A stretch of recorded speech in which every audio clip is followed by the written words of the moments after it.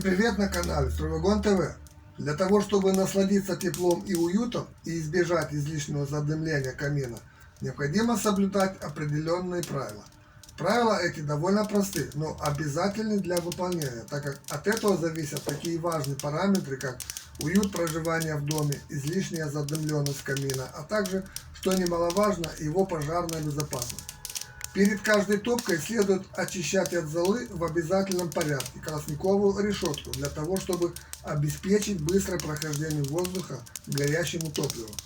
Твердое печное топливо в виде дров должно быть сухим, потому что сухие дрова разжигаются легко и, что немаловажно, быстрее, чем влажные.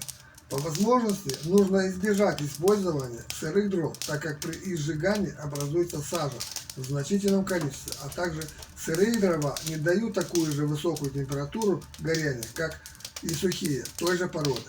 Дрова для растопки камина нужно заготовить заранее и в наколотом виде хранить под навесом не менее 1 года.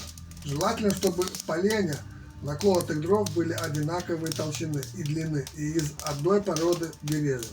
Быстро растопить камин и избежать при этом задымления возможно несколькими способами, о которых я расскажу далее в этом видео.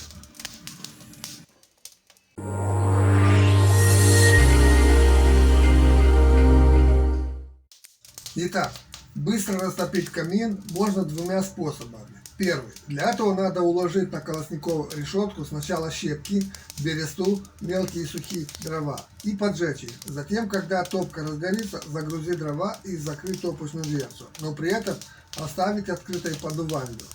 Способ номер 2. Для этого следует загрузить топливник сухими мелконаколотыми дровами, затем следует положить между ними щепки, бумагу или солому и поджечь.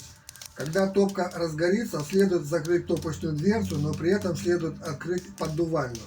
Следующую партию дров загружают после прогорания первых до крупных углей.